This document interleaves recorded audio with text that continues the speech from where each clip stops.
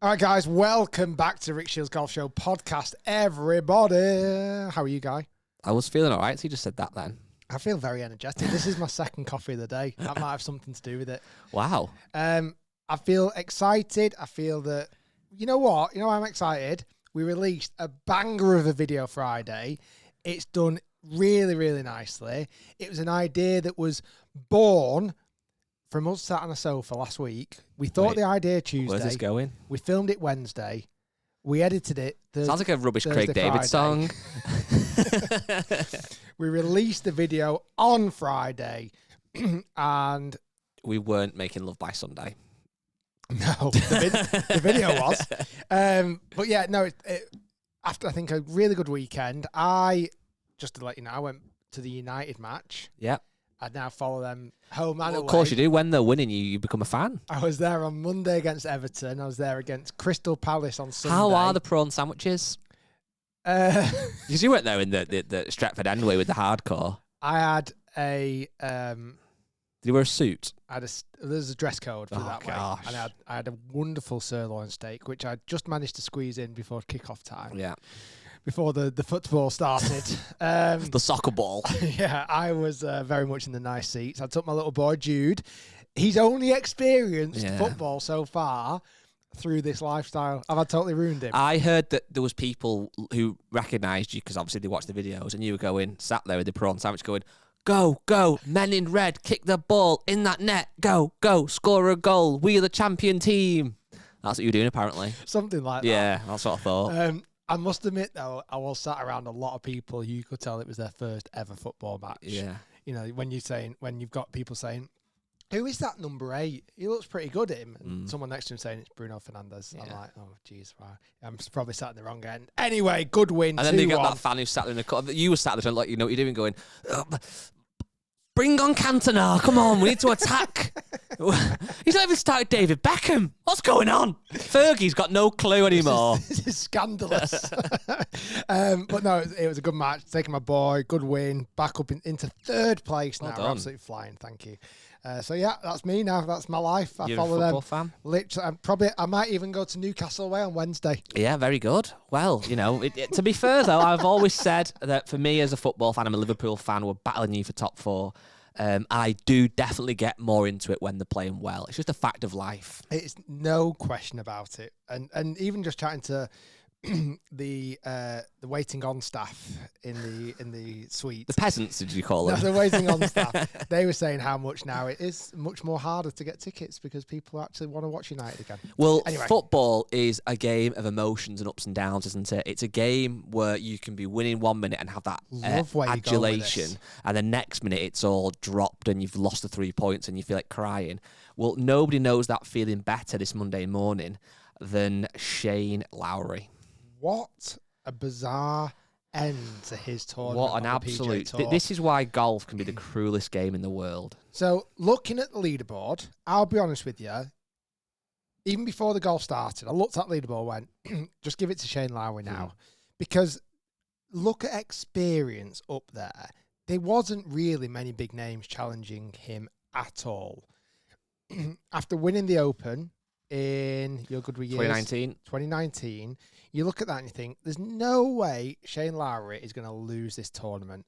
And through about 15 holes or 14 holes, I remember flicking it on and going, oh, this is wrapped up. He's 2 or 3 shots ahead. He's absolutely flying. No one's challenging him. He managed to fight off a weird top shot that he hit earlier in the round, but actually still made par from topping it off the tee. I was like, well, that's his little hiccup. I'm sure he's going to go on now. And then, was it the 15th? It was 16 and 17, I think, he messed up. 16, putting into play off the tee with a 3-iron, he guyed it. He did guy it. He guyed it. He did. That's the way it's called. If you're having a good round, getting down to 16, 17, and your arse goes, you guy it, don't you? Because you know what a guy is? You're not pulling driver. No. Because you're scared. Correct. So you go, I know what I'll do. I'll pull an iron for safety. And put it in the water but then you still guy it. Correct. I mean, If there's a grandstand there, you'd have hit it. Oh, correct. The only slight caveat to that is a guying it, I would be one over par at that point, and that would be an amazing round of golf. However, Shane Lowry had earlier in his round a birdie, another birdie, an eagle, and 2 more birdies. So he was at that point 7 under par for his round, and then he guyed it. And then... Or 6 under par, sorry, my maths is incorrect. He ended up making an unbelievable double bogey, which again is very Guy. Mm-hmm. Like that is what something you would do. It is, yeah. You would have been challenging down that hole. That up and down he made from the bunker was unbelievable to get a double bogey on that hole. Yeah. He was short-sided. He was on the wrong side of the bunker, on the back edge. He played this unreal bunker shot to put it to about 4. Unbelievable. Onto about 4-4. Knocked it in for double. And you think, okay. Steady the ship. That he's still, at that point, if I'm not mistaken, he was still leading at that point. Yes, he was. He then stands on 17 and then double guide it. He did. I mean, that...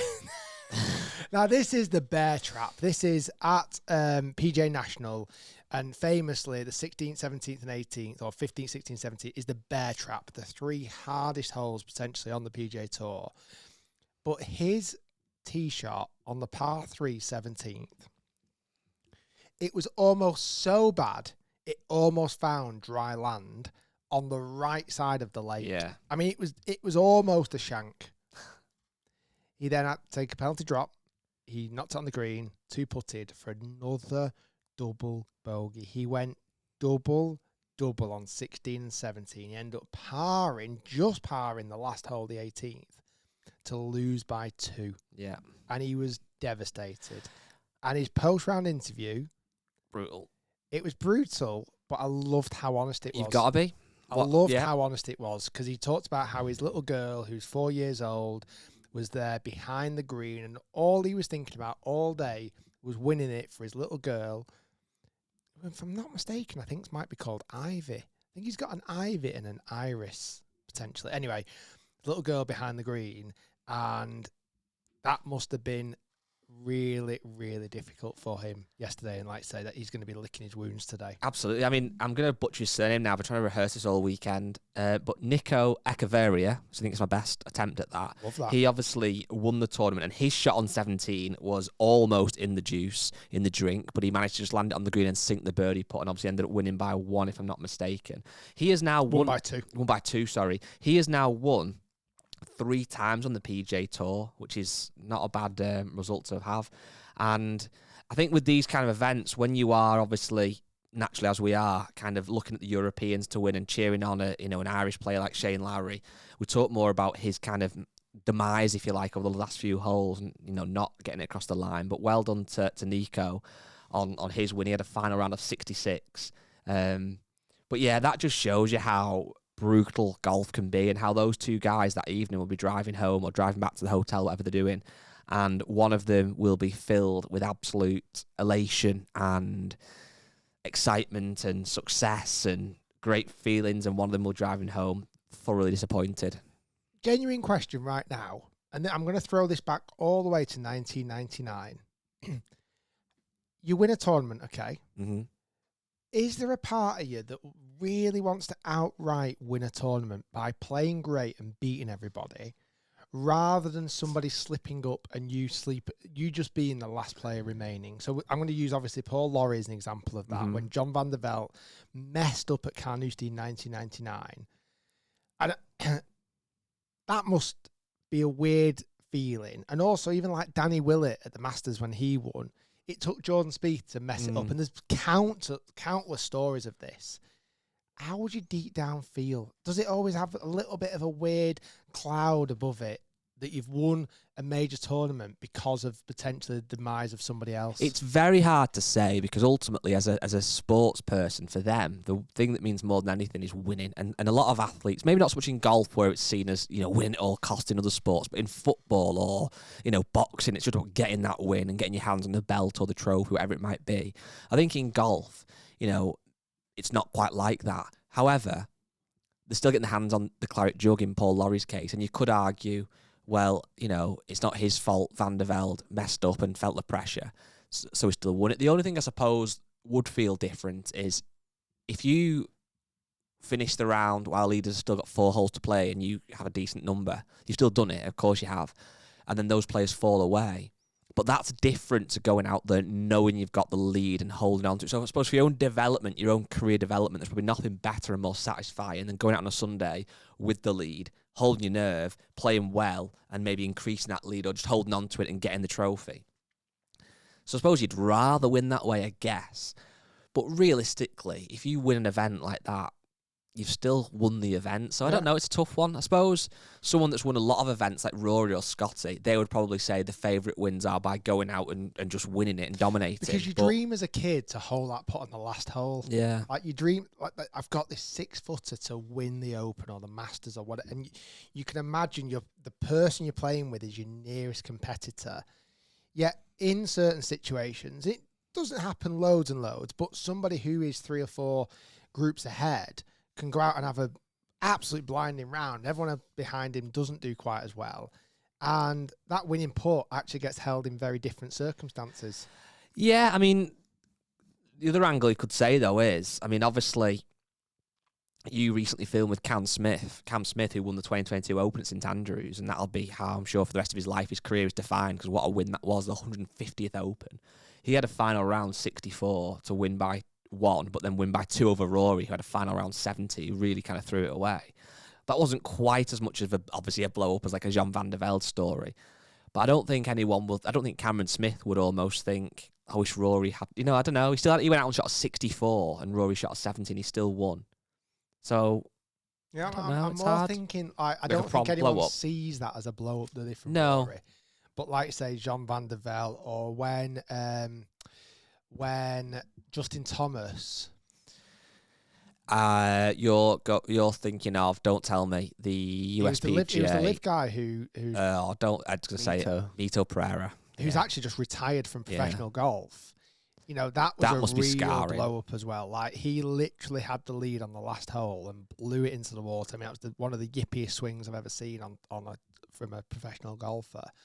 That must be hard.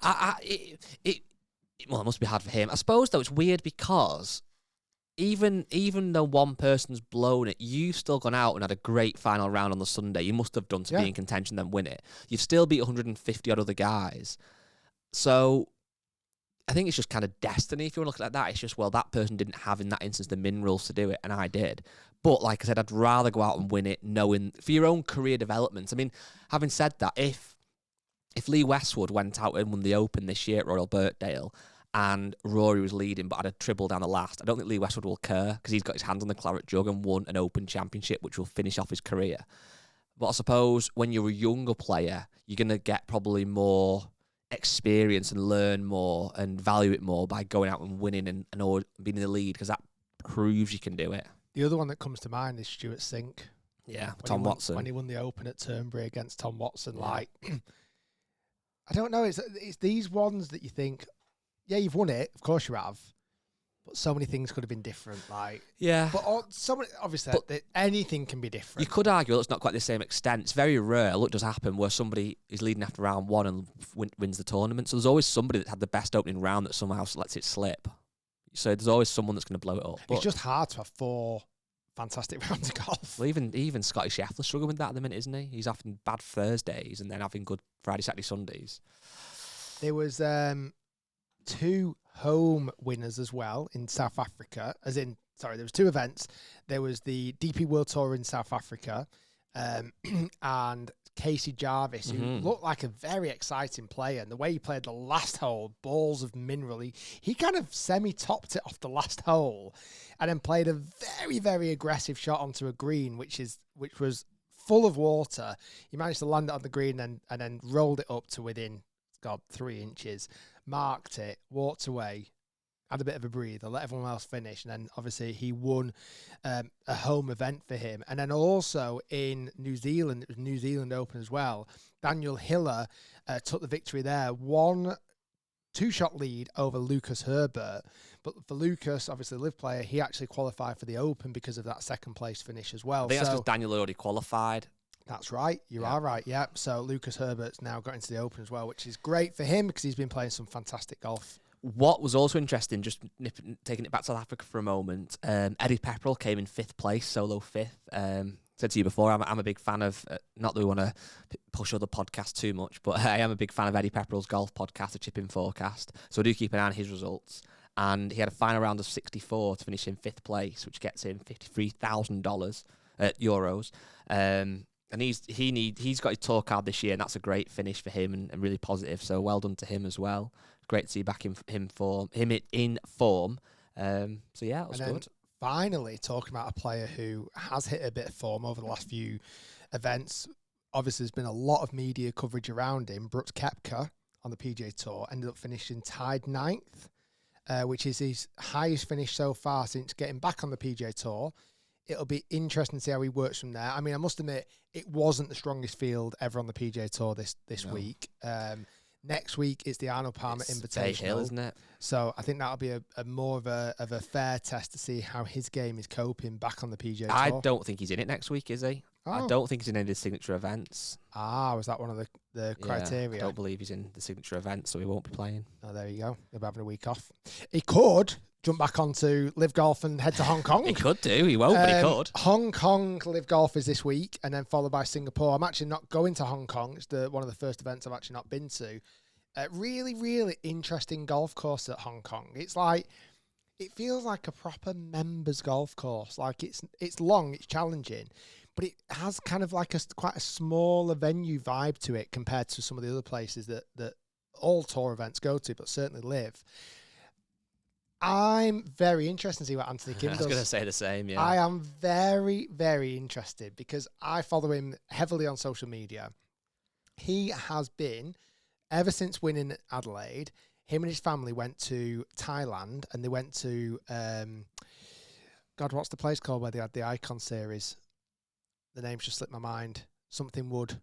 Robbinswood. Robbinswood. Yeah. Well done, Ed. He has been at Robbinswood for literally the last 2 weeks, grinding, playing golf every day, hitting balls every day. Now, I'm not saying that none of the players have been doing that. Obviously, I think guys like Lucas Herbert's been playing in events, etc., etc. Patrick Reed's non-stop on the DP World. He's not Live anymore, I suppose, actually. But he's I just don't think he wants to be at home. I think that's what it is. I think he just wants to be on the road. He's literally, I know again, he's obviously left the Live Golf League, but Patrick Reed, the amount of golf he is playing is absolutely insane. Anyway, I just don't think he likes being at home. No. I can't wait to see what AK does. I honestly, it's going to go one or two ways. I can't see it sitting in the middle.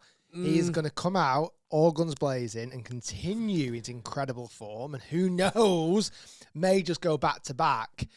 Or I feel like the pressure. Is the pressure more? Is this the most pressured tournament that Anthony Kim's going to be playing in, this very next one? So no, I don't think it is. I think actually this could go one of three ways, which is he does a great again, he comes dead last, or he just comes in the middle and does all right. You've covered all bases. Well, exactly, because I genuinely could see all three things happening. I think for me, the difference with his Anthony Kim story and why I don't probably subscribe to the idea of it being pressure is his story is, like we said last time we talked about this, is worthy of a movie. It's absolutely insane what he has done, what he's come back from, and how well he has done. And, you know, he's such a family man, and he's got all this, let's be honest, he's got a lot of money in the bank now. He's done really well for himself. He can support his family. I think that's almost, in some regard, job done. Now, I'm not naive. He is obviously a very competitive guy, and at his core will want to win every tournament he plays in. But I actually think, because of his life perspective and his view on life now, I think it's almost a case of, I can enjoy myself more. And obviously golfers, like any sports person, probably will play better when they're having fun and enjoying it. I don't think he's got anything else to prove now. His narrative doesn't really change if he wins again this week or not. Like, it'd be great for him and it'd be cool to see, but it doesn't really, to some degree, elevate the story any further. The movie's complete. It's not. The movie's complete when he gets into majors. Well, that's true. And the movie's complete when he's going down the last with a chance. This is like a Rocky franchise with there's 5 movies. Isn't it? Movie 1's finished. Done. Movie 1 is finished. But then you need a bit of, to make it great, you need a bit of trials and tribulation in movie 2, though. You do, actually. So maybe he does win again, but then he stubs his toe. Yeah. And he has to miss 3 events. He's not in serious pain. Let's not wish that on Anthony Kim whatsoever. But he stubs his toe. That's the end of movie 2. But, he stubbed his toe. Movie 3. It's not the best. I'm not the sequels aren't always the best. No, they're not. Yeah, movie 2 gets bad reviews. IMDb and Rotten Tomatoes kill it. But the trilogy, the third one, that is where. The Return. So in the third one, his toe's fixed. He wins again on Live. Got bionic toe. Yes, he gets into the Masters, but on the first tee, him and Tiger Woods have a scuffle. They have a little bit of a fight, right? I'm into this. Tiger comes out on top, naturally. Not surprised at that. But then Anthony Kim, with a black eye, goes and wins the Masters. Correct, and that's the end of 3. In 4, Return of Tiger Woods, they have another fight. Tiger wins again, but then Anthony Kim starts having karate lessons. I feel like the fourth one's going to get a bit wacky. The fourth new director. Vin Diesel's in it. Proper new director. Yeah. And Happy Gilmore's in it, obviously. Yeah. And it just goes a little bit off. Anthony Kim quits golf, becomes a martial artist, then takes on Tiger Woods, has him a fight and wins, right? So then Anthony Kim's now on top. And then in the 5th and final film, they play golf one-on-one. And it's it's even at the end, all square, shake hands, and that's the end of it. And they drive off in a car together. Yeah, I love that. By now, there's straight-to-DVD movies. The first one was a critical acclaimed success. It was on in theatres. Second one got the theatres, but wasn't very good. AK's winning an Oscar for the first one. Well, yeah, but it's not AK that's in the film. It's an yeah. actor, isn't it? Oh. Can he not play himself? He could do. He's playing 14 weeks a Tiger year. won't play himself. No. We need to have an actor. So we'll have... Who could play Tiger? Denzel Washington. It was who I was thinking. He has to look a bit younger, but... And then you make a cameo in the movie. I'll be in it, yeah, of course. I filmed with him, didn't I? Yeah. I'm part of this movie. I played with Anthony Kim in Hong Kong last year. Yeah. So there we go. That'd be great. There we go. So Anthony, if you can win one more, stub your toe. Yeah. Then everything's good. Yeah. I think, you know what, though, jokes aside about, obviously... Way, don't stub your toe. No, please don't. Obviously, you are a Live ambassador, but we still try and keep it as impartial as we can and talk about Live and the PJ Tour. I think what, for me now, genuinely has given me something to get my teeth stuck into is, this week in Hong Kong, it is up against, obviously, a huge event in that of the Arnold Palmer Invitational, where you have got some of the best golfers on the PJ Tour playing, going head-to-head. So that's going to be really exciting. But... there now are a few more narratives on Live when you think about the fact that you have got John Rahm, you've got Bryson, you've got Tyrrell, who are really the kind of the main 3 guys. You've now got the story of Anthony Kim, which, if he can have another good performance, that really gives us that little bit thing to get excited about. But then you've got these young guys like Elvis Smiley coming through, your Tom McKibbins, etc. Obviously, Elvis won this year in Saudi Arabia. I feel like as a golf fan, I have got more things this year with Live to kind of get excited about and look into. I think last year, as much as Joaquin Niemann winning a lot was great, it maybe wasn't as exciting. So let's see. I mean, it's going to be a good weekend of golf regardless. I think as well, the viewers and the audience and the fans are starting to understand the cadence a little bit more as well. They know, right, okay, so it's gone Saudi Arabia, Adelaide, couple of weeks off, Hong Kong, Singapore. Then it's South Africa, the first one of a new venue that they're going to be at. I'm actually going to be in the one in South Africa. I'm really excited about that, actually. And then again, a couple of weeks off, and then it starts up again. So I think the audience will get into a little bit more of a cadence of when it's going to happen as well. So, yeah, it's super exciting. I would love Anthony Kim to win it again. I really, really would. You know what is interesting, though, and again, we've spoke about this many times when the cows come home, and Liv have tried to address this and they're constantly trying to, but... we're still, as golf fans, talking so much about the individuals, aren't we? It's still quite hard for me to start talking about which team I think is going to do well. I mean, I'm definitely invested in the individuals, but the team side of it, I'm still a bit like, I don't know. I don't have a thought on it as much. Yeah, they're working really hard all the time about creating these home events. Yeah. And I think once they really nail those home events down, like when Majestic's home event is JCB UK, and I still personally am a big fan, and I have hinted this at the powers that be at Live. I would love the home team to have some level of control over the venue. So the Majestics be able to go, right, our strength isn't maybe in distance, it's in putting. Okay, well, let's make sure that this course is set up ready for a better putting challenge. You get what I mean? Yeah. Or even as daft as it is, like our 4 players traditionally miss more to the right than they miss to the left. Well, let's make the rough thicker on the left and a little bit less thick on the right, you know, and almost start to dive into and fine tune the venues that suit the team. Yeah. Like, have it actually as what feels like a home event more. Even sounds daft, like the music that gets played through the speakers, like have that very kind of addressed to the home audience that are playing that time. But I'm not sure that's going to get there this year, but I see that being the future for the next few years. Because again, Hong Kong this week, imagine having it a conversation starter, right? Hong Kong this week, that's the home of said team. Okay, this is how they're going to set up the golf course this week. It feels like already it's got a team narrative straight away, where I feel like the team narrative only ever kicks in last day. One thing I do like, though, to be fair, when I do watch Live with the Team, is how all 4 scores count over all 4 days.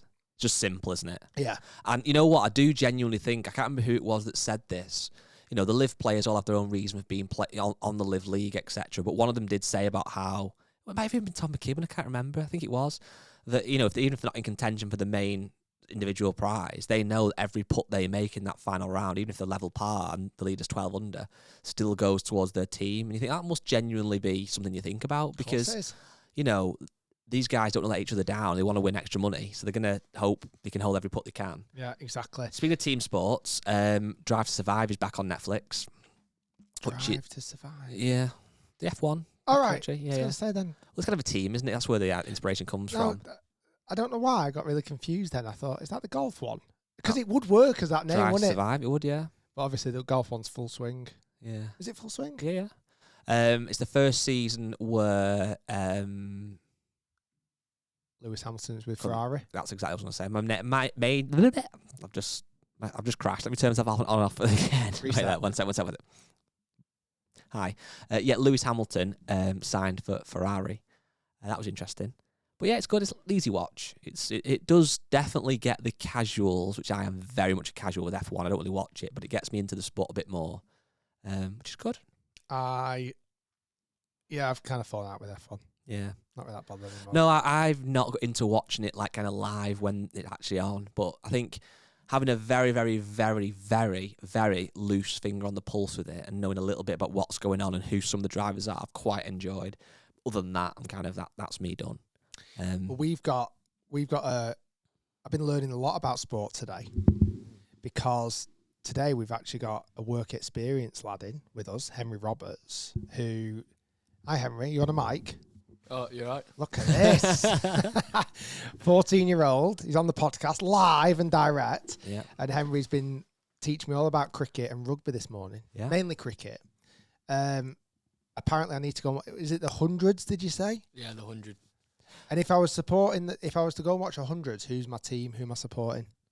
Manchester Originals. They're all sponsored by Crisps. All of them. Who are the Manchester Originals sponsored by? I've got no idea. Walk. I feel like no. It's all like KP. It's all like KP Nuts, McCoys. I think like hula hoops. I think is it Manchester Originals? Might be Skips. You know what though? That, to be fair, I am not into cricket whatsoever. No offense, Henry. I don't like it. However, the 100, which is the whole point of it, has got me at some points quite interested. Certainly when the team who are going second, if there's an official name for that, have like a certain amount of runs to hit, and you can see the balls going down. It's just really simple. Whereas when it's like day 4 of the test and they've declared and they've got this out for I don't get it. McCoy's. Yeah, McCoy. There you go. By McCoy's. Good crisp. Great crisps. Great crisps. Are you enjoying your first day so far, Henry? Yeah, it's been very good, thank you. Good. That's the right thing to say. Well done. You can carry on. You can carry on. In a couple of weeks, and I'm getting quite nervous about this guy, because I don't know if I've done enough, and I keep saying this. Every time I've done it, I say, next time I'm going to do more. On the 20-something of April, 26th of April, I am running the London Marathon 2026. I'm doing it again for the 3rd time. I don't want to say final time, because I want to do more, and I really, really, really want to break 4 hours. I don't think I'm going to do it this year. I don't. I had all intentions, the best intentions in the world, of trying to break 4 hours this year, but then I've not trained anywhere near as much as I should have done. Breaking 4 hours for a marathon is tough. If you're... What's it like if you were to break it, like, in golf terms? I'd say 80. As low as that? I would say so, yeah. Wow. Because when I was supposed to do the London Marathon last year, which I pulled out of due to injury, I did some long runs. I did 2 half marathons. I think they were both just north of 2 hours. So obviously simple maths. If I did that twice, it'd be over 4 hours. Close to 2 hours, but over. Obviously running that double probably would have slowed me down as well, clearly, if I could even complete it. And that opened my eyes to it is hard. Yeah, I'm big ask. I'm definitely in the best shape of my life. I'm in the best shape that I've run any of my marathons in, so I'm really happy about that. I've been doing a lot of long runs, but slow. I need to pick up the pace. But I would caveat that, not in a bad way, but I think even when you maybe weren't in your best shape, you had a good engine for running. Yeah. I remember that run we did around St. the old Andrews course, and it was a 50-minute 10K, and at the time I was really blowing out my bum, and you were like pretty good at the pace. Yeah, I feel like if I really lock in now for the next, I think it's 16 weeks seems too long. Got an email before. How many weeks do you think that's going to be? I reckon 12. No, not even that. Less. I literally got an email before. Well, it's 4 weeks till the start of April-ish. I'm going to go 7. Not 16, maybe 6. 7, 8. 7 or 8. It's gone now. I literally got an email before and I deleted it. It said how many weeks. Anyway, let's ask chat. I mean, I shouldn't need to do it. Let me just count the weeks. Yeah, it's not many weeks. March. Oh, God, it's not. 1, 2, 3, 4, 5, 6, 7, 8 weeks. 8 weeks. 8 weeks yesterday. Jeez. Right. Anyway, listeners, viewers, you have always, and I mean this from the bottom of my heart, always been amazing when it comes to fundraising. I actually just logged into my JustGiving account today to set up a new account, and you guys listening, watching, you've raised £247,577.02 over all of the charity things that I've done, whether that was the walk across Scotland, the bike ride, London marathons I've done in the past. We've raised nearly $250,000. Very good. Unbelievable. Very, very good. So, guys, I'm going to ask you for your support and your love again. I run this charity for It's Never You. It's a charity that's set up by Kerry and Francis, who lost, unfortunately, a little boy called Hugh. He had cancer, and they realised, as parents of a child with cancer, their support was terrible. The support they get from the government is terrible. And they had to lose out on work, they had to lose out on other factors, and there's just no support for the parents. So Kerry set up this charity, It's Never You, because quite simply, you don't ever think it's going to happen to you. No. But when it does, you want support, you want help. And Kerry's doing a fantastic job, and Francis doing a great job at trying to get It's Never You established in businesses around the country and around the world as well. So we've incorporated it here at the Shiels Media, that if you do need support as a parent of a sick child, we'll support you through that journey. And they're encouraging other companies to do that. So that's the first thing. If you want to find out that from a company, check out It's Never You charity. But also they want to raise funds, obviously, to support those parents. So I've put a link in the top line of the description. Running the marathon is bloody hard. It hurts a lot. And I'm doing it so we can raise as much money as possible for It's Never You. So click the link down below. It's a great cause. I think we have a little video that we can actually put in from Kerry, which again, just explains the charity a little bit more as well. It's always someone else. It's never you. Those were the first words my wife spoke to me when our son Hugh was told that he had cancer in 2020. In every corner of the UK, families are facing a battle that no one should ever have to fight: childhood cancer. Around 2,000 children a year are diagnosed with cancer in the UK, and for those parents, every day is a test of strength and resilience. Behind the scenes of those smiles are stories of pain, courage and sacrifice. It's a journey that's hard to comprehend unless you've walked it yourself. That's why we, at It's Never You, stand beside parents who face the unthinkable, offering a hand to hold, a shoulder to lean on, and a platform that understands the unique challenges of childhood cancer. We built the UK's only exclusive platform for parents of children with cancer, the Children's Cancer Platform. A lifeline for parents navigating the complexities of their child's illness. It's a place of shared experiences, expert advice, and a community that truly understands. But we're not stopping there. It's Never You is not just a support system, it's a voice for change. We're standing up and speaking out, advocating for better financial help for families dealing with childhood cancer. We're knocking on the doors of policymakers, urging them to see the change that's needed. Together, we can make a difference in the lives of these families, ensuring that no parent has to face a financial burden alone. With the help of our MP, Sir Oliver Hield, we introduced a bill, Hughes Law, which will financially help parents who have been forced to leave work and normality to look after a sick child. It's Never You started from our deepest pain, the loss of a beloved 6-year-old son Hugh to cancer. Today, we channel that pain into purpose, ensuring that no other parent has to endure what we went through. But we can't do it alone. We need your support to amplify our voice, to extend our reach, and to be the strength that these families desperately need. Join us in this fight. Help us rewrite the narrative for these families, because together, it's never just you, it's all of us, standing shoulder to shoulder, making a difference. And I love you. And goodbye.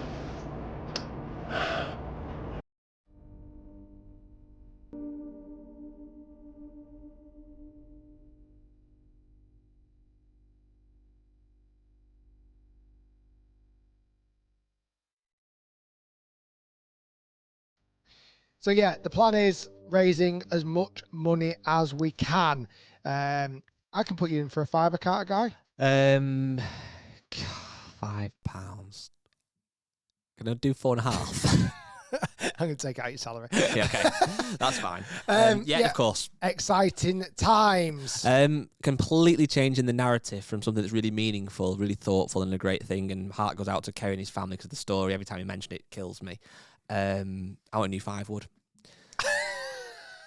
Sorry, I know I didn't. I didn't. Wow. Yeah, I didn't know how smooth. to. I didn't know how to go from one terribly sad and meaningful topic to something so irrelevant and nonsensical. But I do need a new 5 wood, I think. Give me the rationale. Well, I'm getting that little bit now, that little bit of a bug that starts to come. You know, next month, not only you running the London Marathon, the Masters is here. Next month, the Masters is here. By the time I'm running the marathon, I will know. We will know who's not. Only you will know. The whole world has to shut their eyes and close their ears when the final putt goes in, and only you can know. It was Anthony Kim. We'll all know who won the Masters. We will, and that's how close we're getting to the golf season. We're getting so close to golf season. There's been a little bit of sunny weather in Manchester, fractions of it, and a bit of warmth. And I've hit a few balls in the simulator recently, doing a couple of hit reviews, which we might touch on in a little bit. And you know what? Believe it or not, it's easy to say when you're hitting indoors in a mat with zero consequence. The swing doesn't feel too bad. So I'm thinking, you know what? Maybe I'm a little dust off the clubs. We know that we've got our match in the Creator Cup. Is it what's it called? Creator Golf Club Championship. Creator Golf Club Championship. And I have always been, for as long as I can remember, a 2-wood guy, driver 3-wood. That's just all I am. Simple. I don't want 3 head covers in the bag. I don't like the look of it. Now I am mini driver guy. And I'm lucky that I can hit the mini driver off the deck quite a lot of the time. However, there's not that. Sometimes when you want to hit a fairway wood off the fairway, the mini driver does look a little bit daunting, a little bit. Oh. So then I thought, should I just get a 5 wood? Maybe ditch the long iron for a little bit. I've got a Strixon 3-iron thing. Don't have to actually bin it physically, put it in the bin, but put it in the boot for a bit and have a little 5 wood. So I think I'm going to go on a little journey, little pilgrimage. Do you not think 5 wood might be a bit too strong to replace your 3-iron? Well, it's not necessarily going to replace 3-iron because it would go too far, but I don't really mind just having a 5 wood and then just having a gap to 4-iron. I'm like, so what? I loved you with a 7 wood. Well, if we are getting nerdy, this is more of a hit podcast thing. But we can, not a 6 wood. No. I'm thinking of ditching one of my wedges and going 52, 58. I'm not opposed. I'm genuinely thinking the same. So rather than having 50, 54, 58, yeah. Okay, take one out. So I've got 52, 58. That then gives me, I can keep the 3-iron and have a 7 wood, 5 wood, whatever. I'm honestly thinking the same. Yeah. Like, I want to have everything from 100 yards, I want one club. Yeah. 58, that's all I use pretty much, like Shane Lowry. but having, I think I would then ditch a wedge and I probably would put in a 5 or 7 wood. Yeah. I've never had that before, ever. But I think the itch is there. Yeah. You know, I'd really like to try it in though. This sounds crazy. I'd love to try it in a steel shaft. Oh, wow, those sound quite crazy, but I like it. I worry don't know what it is. When I look down at a fairway wood with a graphite shaft, I feel like right and left come into play.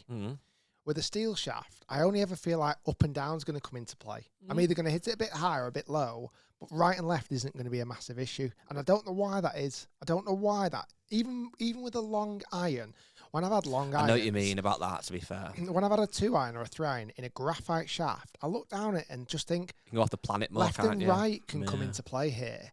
Where when I've got a steel shaft, I'm like, well, I know I'll hit it somewhere down the bowling alley. Yeah. Whether how high or low it goes will depend on the strike. I don't mind that at all, because for me as well, the 50 degree I use quite a lot for full shots, but never around the green, really. So then I'm thinking, if I have a 52, it doesn't really change the full shots very much. It's not going to go quite as far, but that's okay.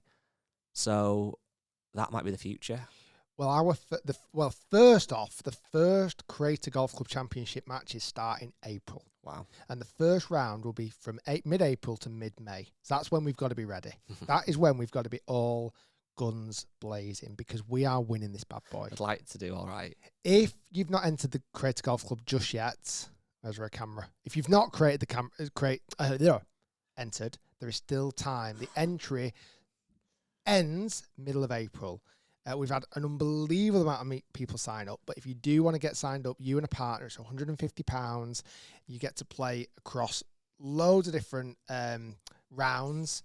Then there's a regional final and a world final, which will all be announced very, very, very soon. We're at the final stage of just confirming where those venues are and confirming a top main prize. So get involved. You might get drafted up against Crater, celebrity, footballer. We've had lots of people enter. So get involved. It's without question going to be unbelievable tournament.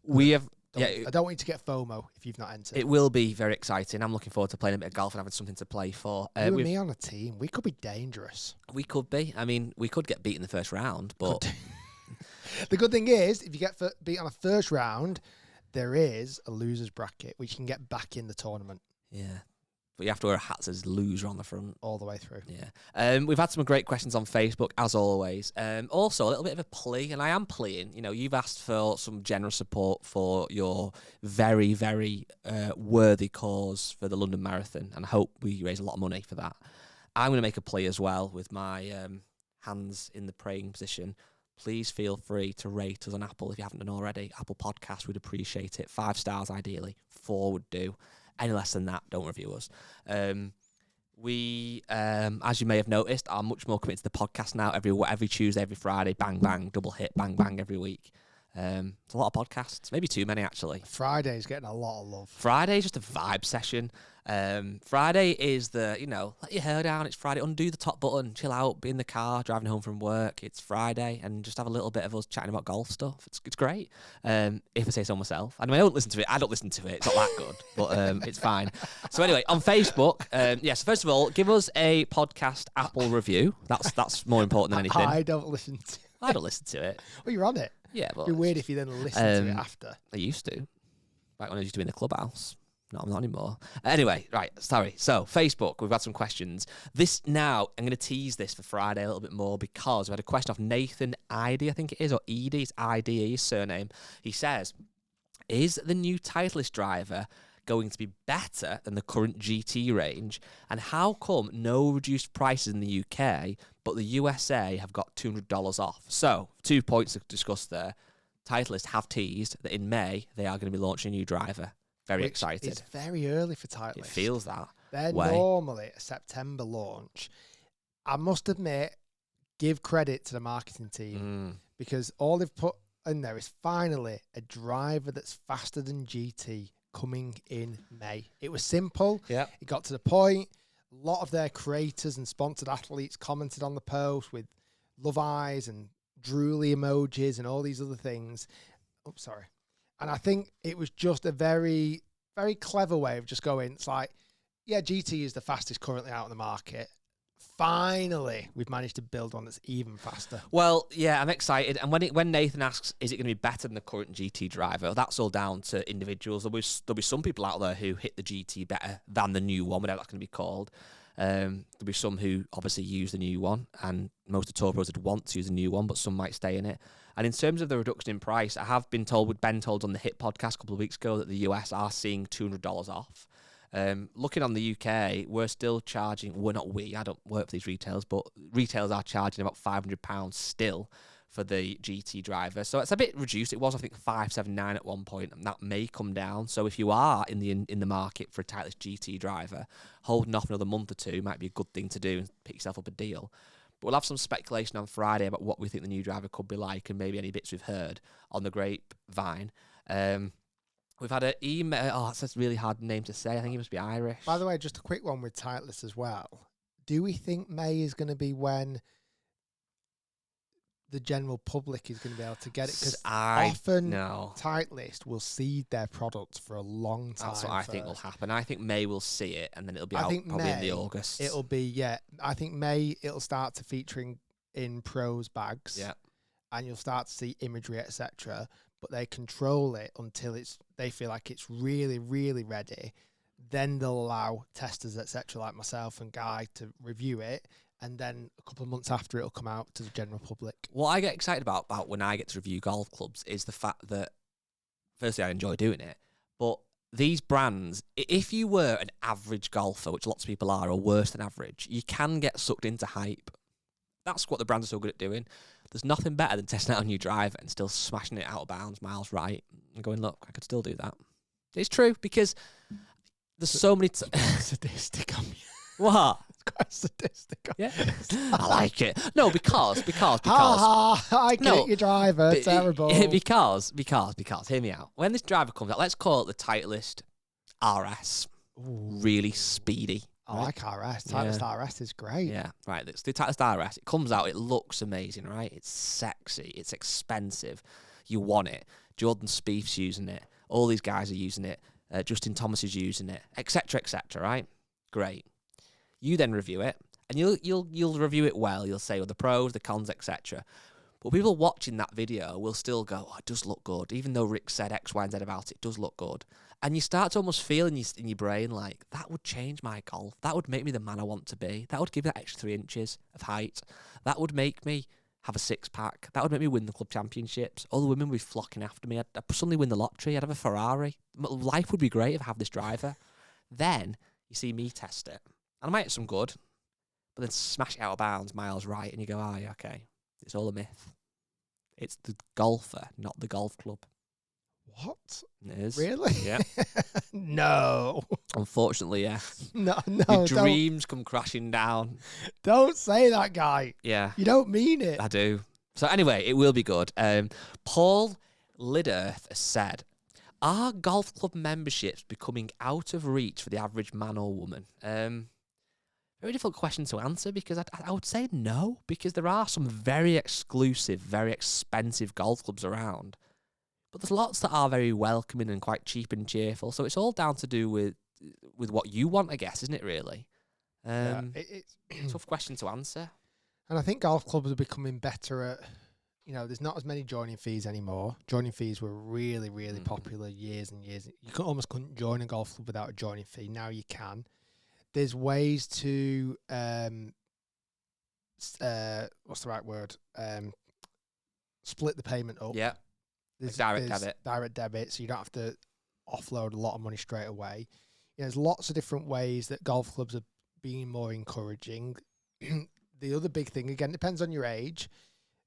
When we grew up, there was juniors up until 18, and then it went into adult prices. Like, that was it, wasn't it? There wasn't... Now, it's very tiered. Once you get to 18, probably to 21, is it normally called Colt membership? Yes, that happens at some places. And then sometimes there's 21 to 25 memberships. Some even have up to 30 as well. 25 to 30s, because they want to keep those young professionals who are building their careers or moving into jobs or moving into houses or getting married or having kids. They want to keep it affordable for those people. And then potentially when you get to 30, that's when you're playing full whack. So but then on the tipping scale of that, if you get to 60, etc., I'm sure there's a seniors membership that starts to come in. So I think there are memberships. And again, I'm sure in your local area, there'll be a golf club that's super exclusive, super expensive. There'll also be golf clubs that are much more affordable. I've almost become as well more of an advocate for people maybe not joining a golf club and using that £800 a year and going and playing loads of golf courses, even if it's just for a couple of years. If there's nowhere that around you in the local area that really gets juices flowing, you're not wanting to join, say to yourself, right, and it's hard to do, I'm going to budget £800 this year and I'm going to go and play 16 courses at £50 a green fee, or maybe more, I don't know, it depends on the golf course, and just experience different courses. I found myself at the weekend flicking on, I think it was Sky Sports documentary. And have you seen that documentary that lad's done, that Josh Simpson? He played in a year. 581 He's the kind of ginger golf guy. courses, yeah. I've seen him on social media before. I didn't know he'd done a documentary. He did it in memory of his mother, who died from a really short spell with cancer. I think like literally a month and a half she had cancer. And to raise money for Macmillan Charity, he wanted to set the world record. Or maybe he wanted to play 581 or as many courses, but then realised there was a world record. I think that's what it was. Had some really interesting guests. I actually watched this episode that was filmed at St Andrews, the Castle course, with a blind golfer, like quite literally blind.